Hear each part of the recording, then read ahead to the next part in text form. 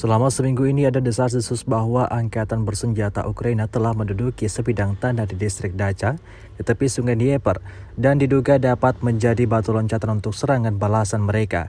Diketahui area Dacha adalah sebidang kecil tanah dipisahkan oleh area rawa yang luas tanpa jalan normal menuju kedalaman wilayah Rusia.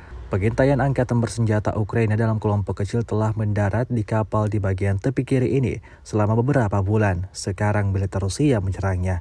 Para militan mencoba untuk duduk di rumah pedesaan,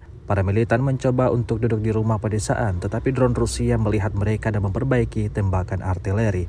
Akibatnya semakin sedikit rumah utuh di Dacha. Angkatan bersenjata Ukraina segera menyelamatkan rekannya terluka dan tewas juga yang baru tiba. Hari ini dia mengulangi bahwa ini adalah daerah berawa dan militer Ukraina telah berada di sini secara berkala sejak dia menduduki Kherson. Mereka tidak keluar ke jalan menuju Aleski dan tidak memasuki pemukiman, tetapi muncul di sebidang tanah di Dacha ini.